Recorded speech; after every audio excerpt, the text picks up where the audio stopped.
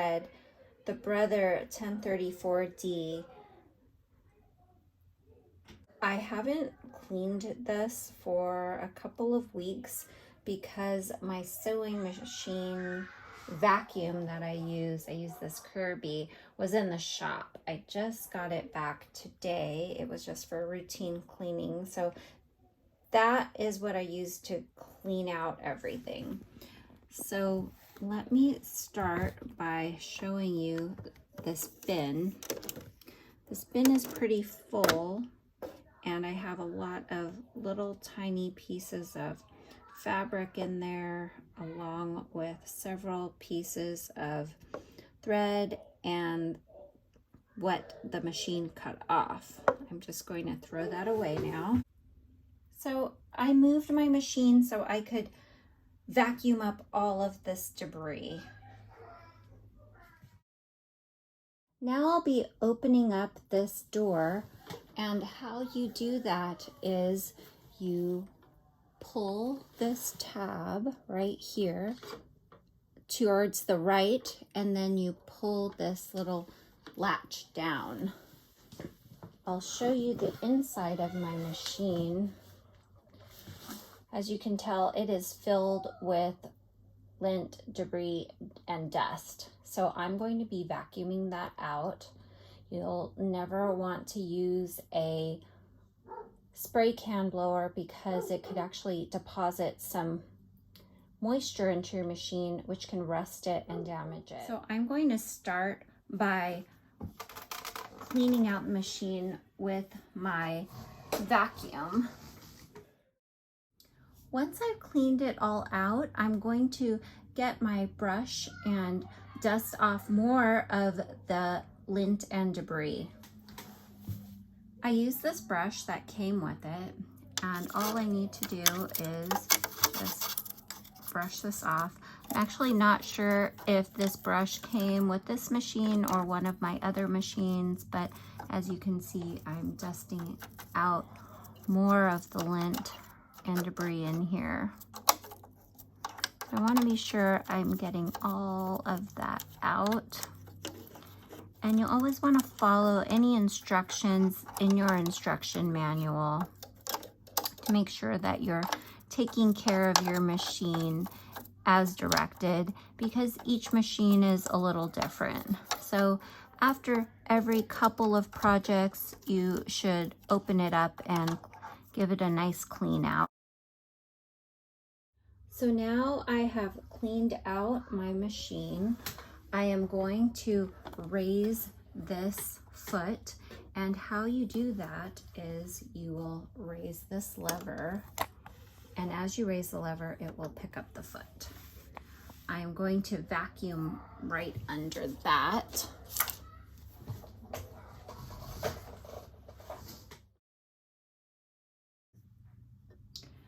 Now I'm going to trim off all of the threads and pull them through so it doesn't damage my tension discs. So I'm just going to grab these nippers and clip off all of my threads.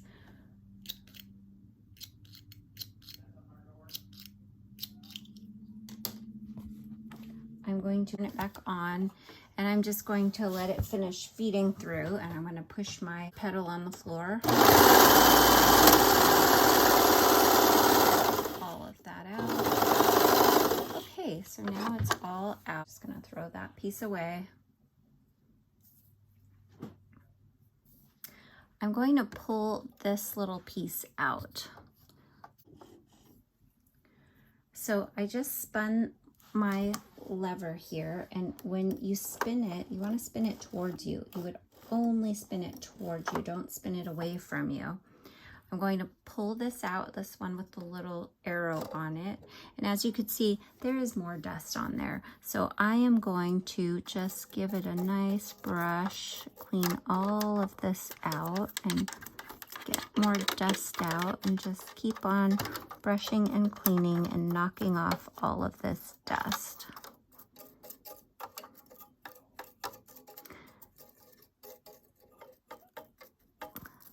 So some places I've read recommend depending on how often you use your sewing machine, your serger machine, your embroidery machine, that you could bring it in for servicing about every year. In other places, I have seen they'll recommend about every 2 years.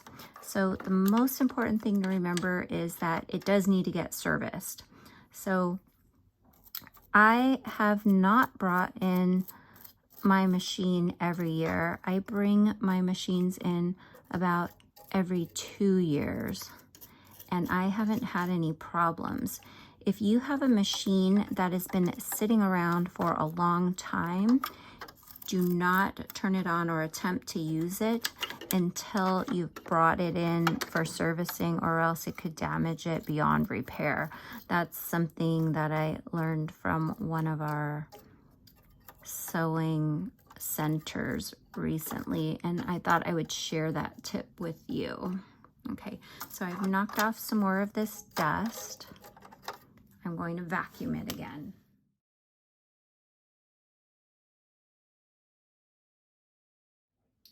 When I first had to thread this machine, I was pretty intimidated by it. So I read my manual, I numbered everything, and I labeled what each one does.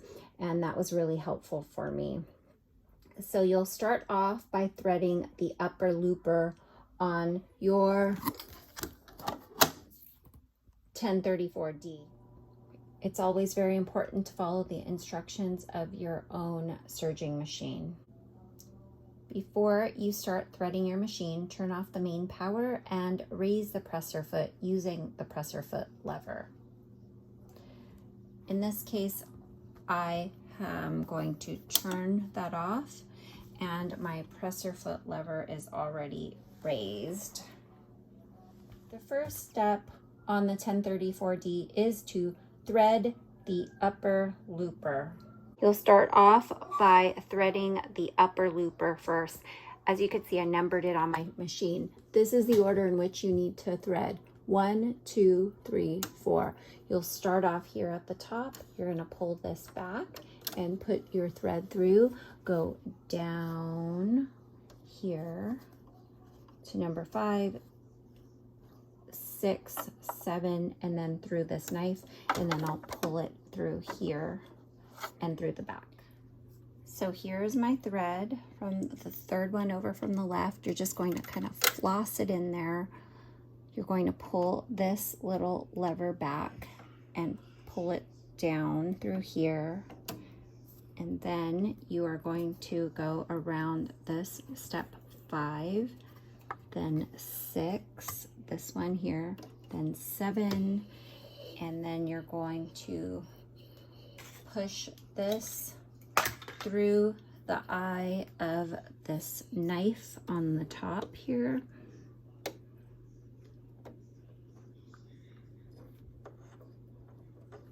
And I just pull it through the back. There are also tweezers that come with the machine that you can use if you have trouble reaching it, and then I just put it through to the back. So there's my thread. It's in the back now. And the next one is lower looper number 2. Here is my thread. I'm going to do the same thing. I'm going to put it through kind of like dental floss right on the top, and then I'm going to put it through here. And as I'm doing that, I am going to pull back on this lever so that it catches in the tension disc just right. So I'm going to put the camera down, and I'm going to show you how I do that. So I'm pulling that down, I'm pushing this to the right, and I'm pulling it straight down through here. Now I'm on number 5 for blue. I'm just following all of the blue paths. 5, 6, 7. So this is 6, that's 7, this is 8. Now this is like the tricky one. This is the one that got me confused a lot in the beginning and really frustrated and just kind of wondering, why did I buy this thing in the first place? So after 8, what you do is you pull this out. See how this says 9? You just pull it out. I'm going to zoom in over here so you could really see what I'm doing, because I did not get this at first. So what you need to do is you just need to put it behind this. You don't need to pull it in tight. It just actually needs to rest against this little spot right there. That's it. You don't need to pull it in tight or anything. After you do that, you're just going to push this back in, and you hear it click. And then after that, you are going to put it through this lower knife. Now, sometimes it could get tricky. I hold it on one end and then I just poke it through here. Now this, you probably couldn't see that. So I'm gonna show you how I did that. Again, in a different angle. So I hold this part taut, and then I push my thread through the eye of the knife, and this thread actually needs to go on the left side of this piece. And then you could either get your tweezer to help you pull it through, or you could just keep feeding it through and pulling it with your finger. Right now it doesn't look like I'll be able to pull that piece through the back very easily. Oh, there it goes. Oh, no, it doesn't. I'm gonna have to use my tweezers. So I have my tweezers, and I'm just pulling my thread through the bottom here, and now everything goes through the back and the bottom. You want to have a really long tail on this, so at least like 8 inches. So those are the tougher parts, I would say.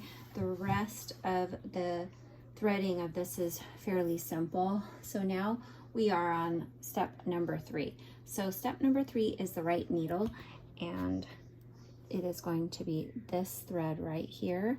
And same as before, you're going to thread it through this top piece, kind of like dental floss there.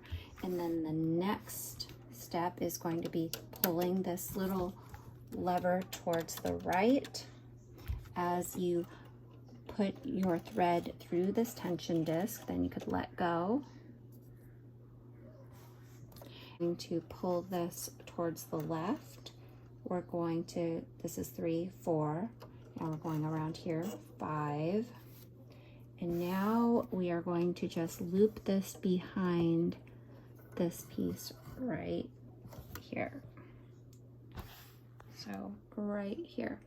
This is the right needle. So the right needle is where this is going to go through. So I'm just going to thread that in. And then you're going to pull it through. You don't want to get it tangled on anything. And you want it to come straight down and through. And then I'm going to pull it behind my machine. But what you want to do first is just put it under the back part of this presser foot. So just like that. So now you have 3 threads coming through. The final step is threading the left needle. So the left needle is the last one that you're going to thread. So it's this final one, this one right here. I put a number 4 on there. So when you thread this one, if there's something that is going to really make a difference in showing through, this is what's going to show on your project. So if you want to change that cone or thread to a different color, you can. For most all of my projects, I just use white on all of my spools. I'm going to show you how I thread this left needle now. So we're going to go through the top, kind of like we're flossing, pulling back this lever to the right. So that's 1, 2, 3, step 4 now. We're doing step 5 now. And now we're going to go behind this little piece. And I am going to thread this through the eye of my needle.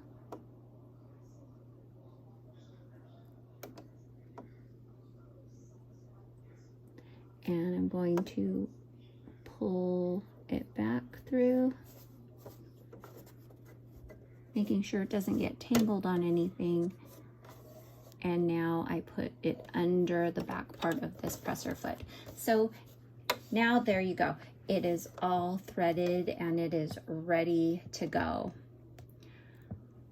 You're going to push your lever down and you're going to close your machine, and you're going to replace this thread and fabric catcher right under here. What you need to do is lift your machine a little bit and push it under, and it will hold right in place. So now I'm going to demonstrate how that works. We're going to turn this machine on, and I have this piece of scrap fabric. So now I'll demonstrate to you how it works since we have changed out our thread and cleaned the serger. I have 2 pieces of fabric that I have put together here.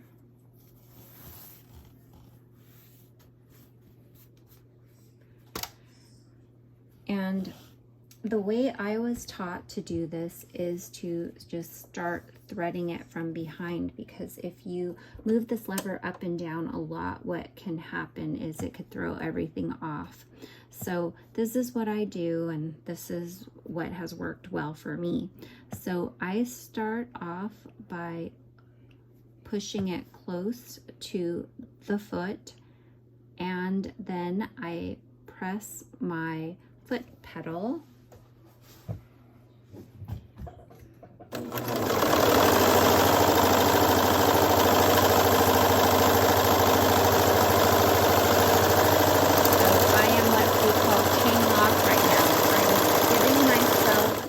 So I just did this long chain. You want to make sure that you're doing a long chain when you finish the edge of your project. So I'm going to give myself a little bit more of a chain here.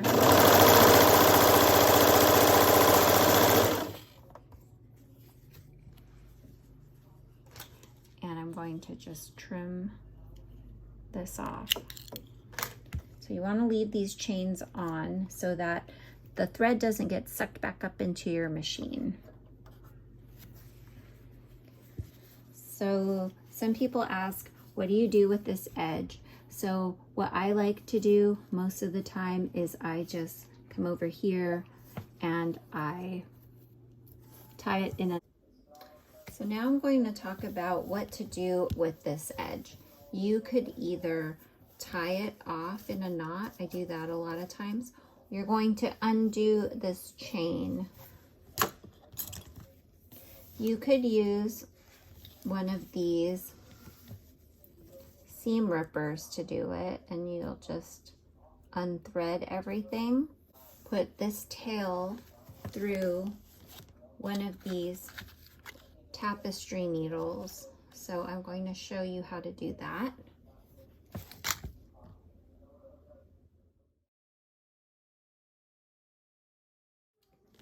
So you could either finish it off like that, or you can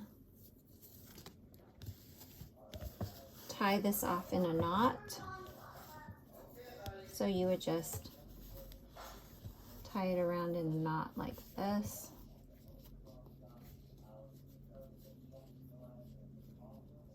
Or if you want, you could undo this chain